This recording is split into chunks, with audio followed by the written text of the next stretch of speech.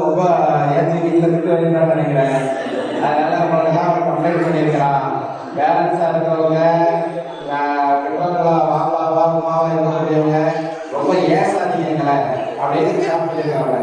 அப்படியே திட்டணுமா, என்னை வந்து புகழித்து திட்டுங்க, நீ நல்லா இருராஜா, நீ தங்கமா இருராஜா, நீ பெரிய பள்ளியாசருக்கு இமாமா இருராஜா அப்படின்னு சொல்லுங்க. ஒரு பெரிய வேலையில போய் நீ இருந்தாலும் நல்லா இருக்கும் ராஜா அப்படின்னு சொல்லி எங்களை திட்டுங்க. சும்மா நாசமாக்கும், கழிச்சல்ல போ, மேல போ அப்படின்னு திட்டாதீங்க அப்படின்னு சாப்பிட்டுருக்காங்க. அப்படி திட்டுனா என்ன ஆகும் அப்படின்னு சொன்னா, நம்மளை பிள்ளைய பார்த்து என்ன பண்றோம், மேலையில போவான் அப்படின்னு திட்டிடுறாங்க, கழிச்சல்ல போவான் அப்படின்னு திட்டிடுறாங்க. கடைசியில் அவனுக்கு வந்து அந்த பெற்றோர்களுடைய அந்த வார்த்தை வந்து அல்லாஹ்தாலா எந்த நேரத்தில் கபூல் செய்வான்னு தெரியாது. பிள்ளைகளுடைய விஷயத்துல பெற்றோர்கள் கேட்கிற அந்த வார்த்தை எதுவா உடனே எல்லாம் கபூல் செஞ்சிருவான். கடைசியில் அவனுக்கு வயதான போயிட்டு இருந்துச்சுன்னா அமைதியாக யார் பிடித்து போவா, நம்ம தான் இந்த வீடு அடுத்து ஓடணும். அதனால பிள்ளைகளை வந்து பெற்றோர்களாக இருக்கக்கூடியவங்க திட்டாதீங்க, அன்பா செல்லவா எங்களை பேசுங்கன்னு இஸ்லாம் சொல்லியிருக்காங்களா, இன்ஷால்லா அந்த மாதிரி நடந்துடணுமா. சரி, இப்போ இங்க வந்து நமக்கு மத்தியில லைஃப்ல பேசுன இந்த பிள்ளைகள்ல இந்த நிஷாம் அந்த பையனுடைய அந்த பேச்சு வந்து அது ரொம்ப நல்லா இருந்துச்சு. அப்படிங்கிறத விட பெற்றோர்களுக்கு ஒரு உபதேசத்தை மட்டும் போயிட்டாங்க. அதே உபதேசத்தை தான் நானும் சொல்லிட்டு டக்கு முடிச்சிடலாம் நினைக்கிறேன். ஏன்னா இங்க வந்துருச்சு அவனுக்கு என்னென்ன பரிசு எல்லாம் ரெடியா இருக்குது. அதுக்காக பிள்ளைங்கள்லாம் ரொம்ப ஆர்வமா காத்துட்டு இருக்கிறாங்க. அப்படிங்கிறதுனால மாணவிகளுக்கு நான் சொல்லுறேன், கொஞ்சம் அமைதியா இருந்தீங்கன்னா அந்த ஒரு சின்ன நிஷாம் சொன்ன அந்த விஷயத்தை மட்டும் நான் சொல்லிட்டு போய் முடிச்சிடுறேன். சரியா?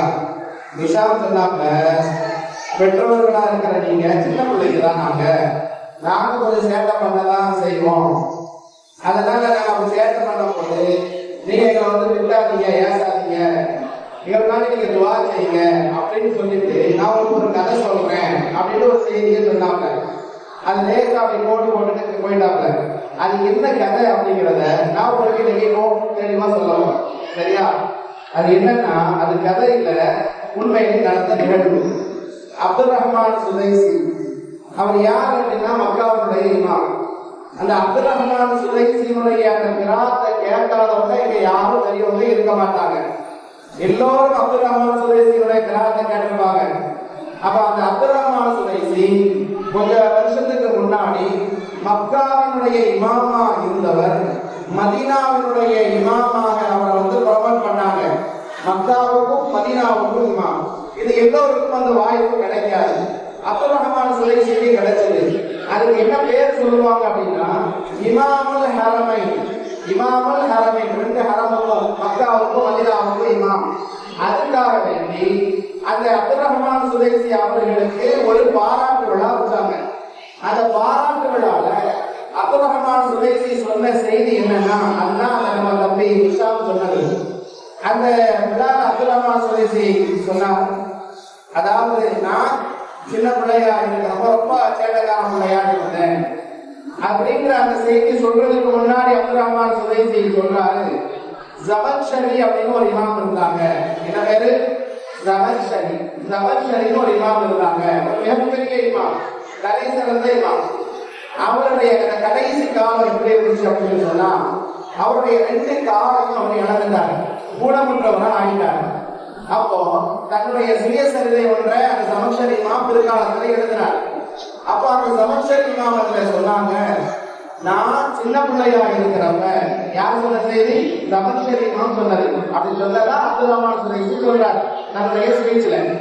அந்த ஜமக்ஷரி இமாம் தன்னுடைய புத்தகத்துல எழுதியிருக்கிறார், அதாவது நான் சின்ன பிள்ளையா இருக்கிறப்போ ரொம்ப சேட்டக்கார பிள்ளையா இருப்பேன், எப்ப பார்த்தாலும் ஏதாவது சேட்டை பண்ணிக்கிட்டே இருப்பேன். என்னிடத்துல ஒரு சின்ன ஹேபிட், ஒரு கெட்ட பழக்கம் இருந்துச்சு.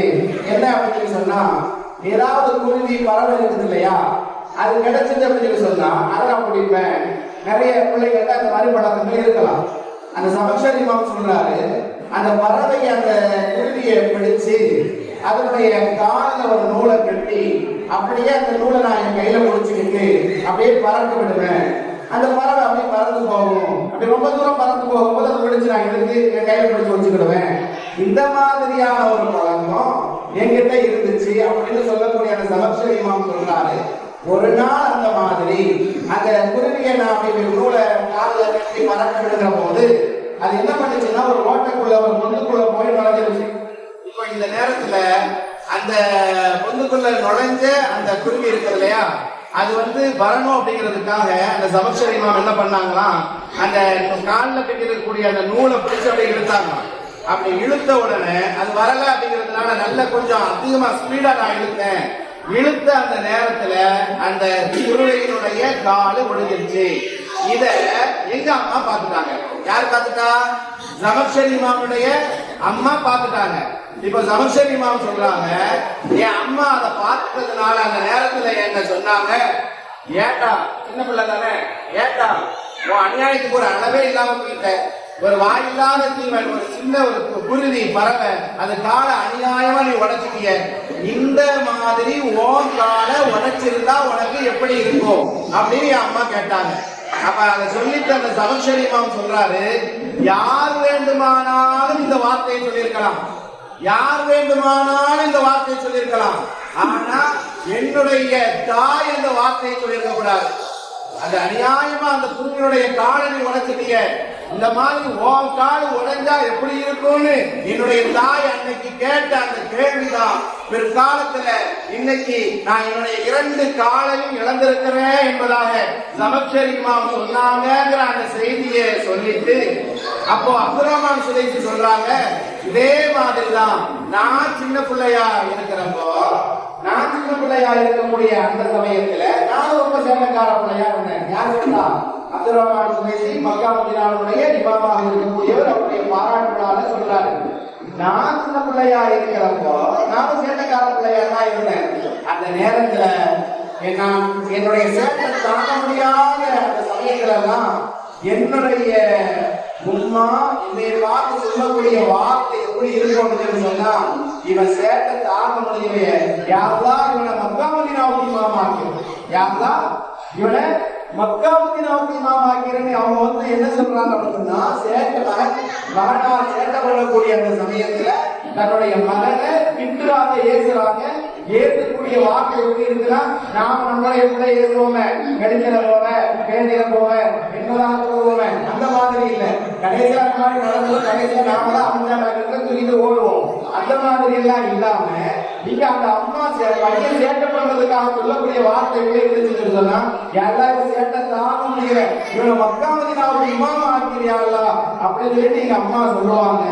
எங்க அம்மா நான் சிறுவனாக இருக்கிற போது, நான் தப்பு செய்கிற போது, நான் சேட்டை பண்ற போது என் அம்மா ஏசிய திட்டிய அந்த வார்த்தைகள் தான் நான் இவ்வளவு நாட்களும் மக்காவினுடைய இமாமாக இருந்தேன், இப்பொழுது மதீனாவினுடைய இமாமாகவும் ப்ரமோட் பண்ணப்பட்டிருக்கிறேன், இமாமுல் ஹரமை இருக்கிற அந்தஸ்தை பெற்றிருக்கிறேன் என்பதாக சொன்னார் அப்படின்னு சொன்னா, இதுல ஏராளமான பாடமும் படிப்பனையும் நமக்கு இருக்குது. பெற்றவர்களா இருக்கிற நாம நம்முடைய பிள்ளை நல்லா இருக்கணும் நினைச்சோம் அப்படின்னு சொன்னா, நாம என்ன பண்ணணும், அதிகமா நம்முடைய பிள்ளைகளுக்காக துவா செய்யணும். நாம் செய்கிற அந்த துவா நம்முடைய பிள்ளைகளை நல்ல முறையில வைக்கும் அப்படிங்கிறது தான் நாம இன்னைக்கு கத்துக்கிட்ட பாடமா இருக்கணும். இதுக்கப்புறமா அங்க பேரண்ட்ஸா பெற்றவர்களா இருக்கக்கூடியவங்க உங்கள்கிட்ட தெரிஞ்சவங்கள்ட்ட இந்த செய்தியை சொல்லுங்க. நீங்க நீங்களும் கடைபிடிக்கக்கூடியவங்களா இருக்கணும். என்ன முதல்ல நம்ம பிள்ளை நல்லா இருக்கணும் தான் நம்ம பிள்ளைய வளர்த்துட்டு இருக்கிறோம். நாளைக்கு நல்ல நிலைமையில வரணுங்கிறதுக்காக நம்மளோட பிள்ளைய நம்ம ஆசைப்படுறோம். நம்ம ஆசை நிறைவேறணும்னா தாவீதுடைய அந்த துஆ ஏற்றுக்கொள்ளப்படும். அப்படிங்கும் போது நாம செய்யக்கூடிய முதல் வேலை என்ன, நம்ம பிள்ளை நல்லா இருக்கணும்னு சொன்னா எந்த காலத்திலையும் எந்த நேரத்திலையும் நம்முடைய பிள்ளைய மோசமான வார்த்தைகளால ஏசக்கூடாது, திட்டக்கூடாது.